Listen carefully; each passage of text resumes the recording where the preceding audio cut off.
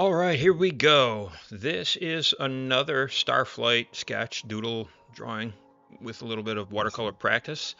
And we are starting off with one of the alien races, and I'll flash those images here at some point during the discussion. The Thrynn, Thrynn. It was spelled, I think it was pronounced Thrynn. And they were, of course, these lizard creatures, and in the game they talked with a snaky lisp.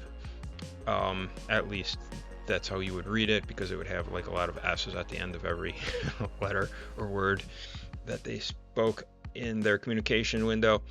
And I have done like the Velx I'd done previously that I just flipped to there real quick. I've seen how I handle that.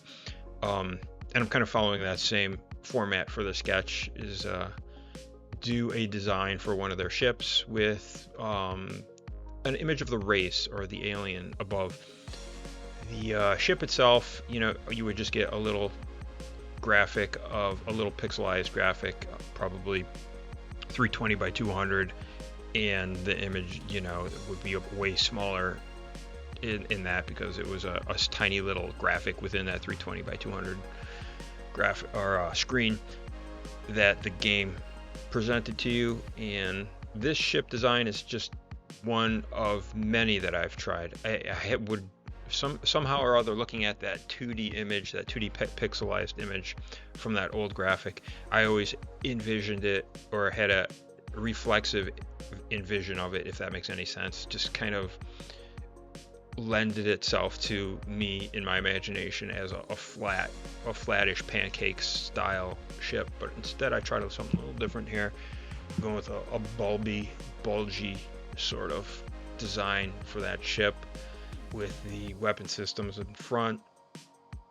and we're just going to work it from there, trying something a little different. And for the aliens themselves, I'm going to try and stick as closely as I can to that graphic provided from the video game, straight from it there. And I'm going to have that put off in the corner so I can use it as a reference, or we can see what we're going for.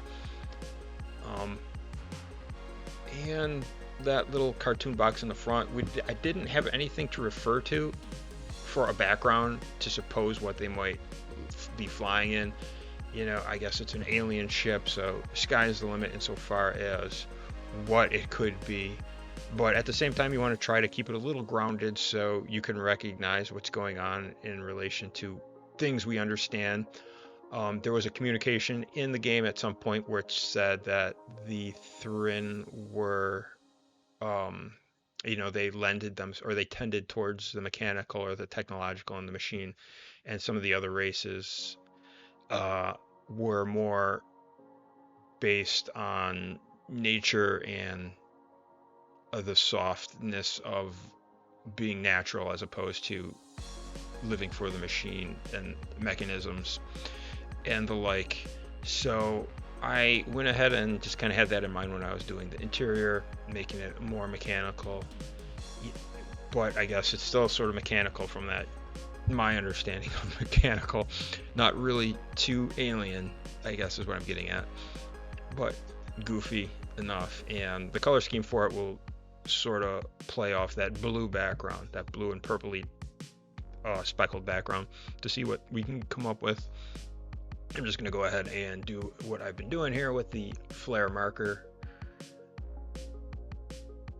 and try to get those scales. And it is an interesting kind of scale pattern that it has. I'm envisioning kind of like tiny little scales, like bumps, a very complicated, maybe like a Gila monster scale pattern, or types of scales, as opposed to patches or plated scales like you would see on a snake, maybe, or that kind of pattern, or even a dragon, right?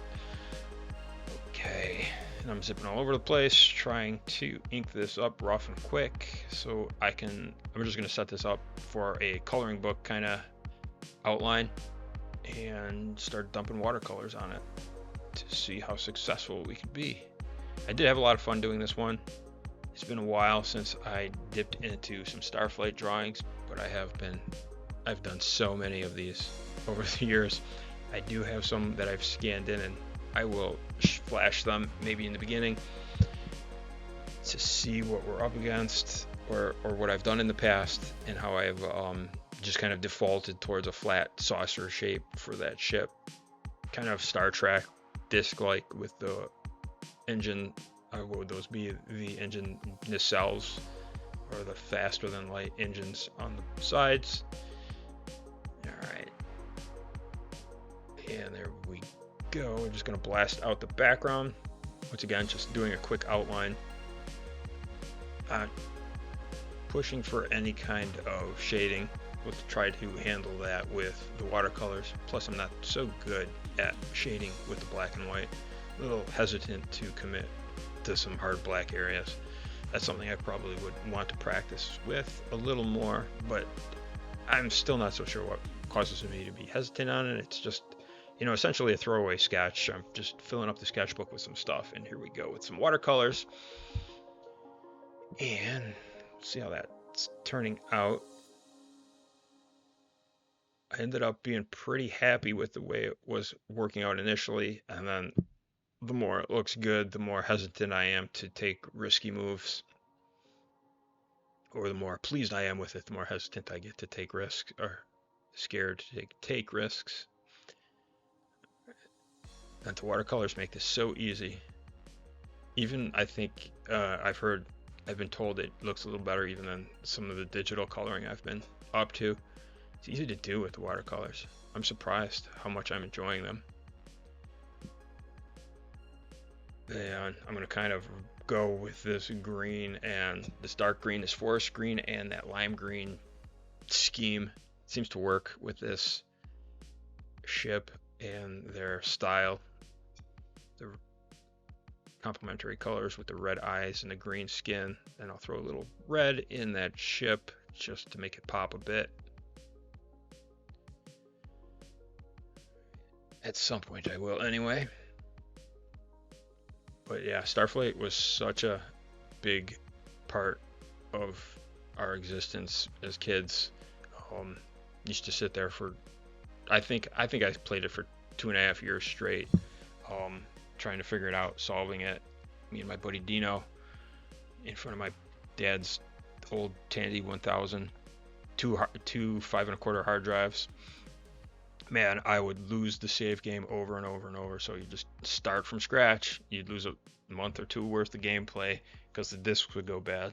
So I would copy 5 or 6 backups, and then you leave the backups in your diskette box. Yes, this is going back a ways, I know.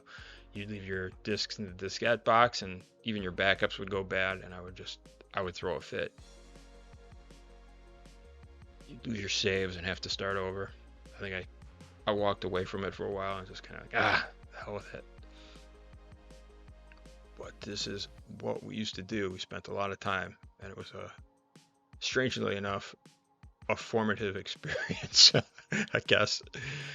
I think it has a lot of people who have been under its spell like that, from what I can see on the internet, and some of the fandom out there that remains. But it won't last forever, I'm sure, as folks age out of it and it becomes less interesting to the younger folks. But a fantastic story, very enthralling.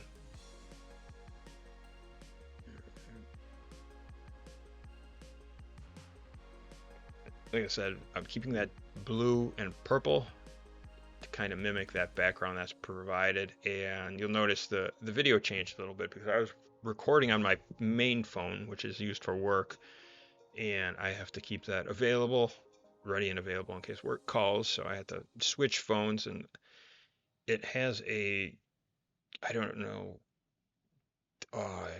the colors are muted or something's up, and I'm trying to steer and fix the colors in DaVinci Resolve a little bit to get it back to normal.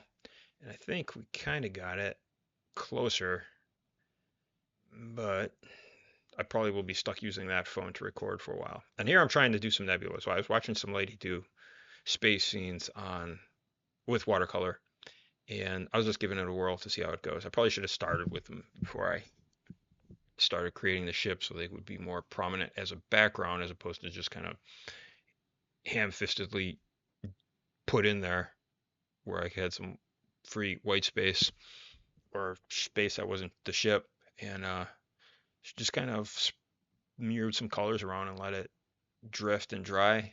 And I like that one in the upper right hand corner.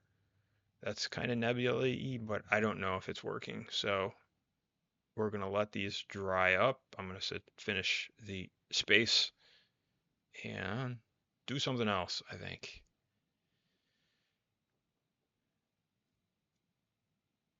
Filling in our borders. This white pen is fantastic. I love these white pens, that white ink. All right, let's just get rid of these doofy things. By nebula. All right, so we're getting close. Some stars, easy enough. We did the little scout in the left-hand corner, and I'm going to try again with some nebulas. They kind of work out a little better in the game. There was a lot of green nebulas. That was kind of like their, I don't know, token or stand-in color.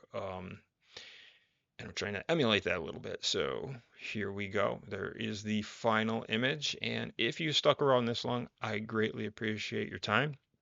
And we will be doing this again. So stop by again if you want to watch some stuff get drawn or made. Talk to you later.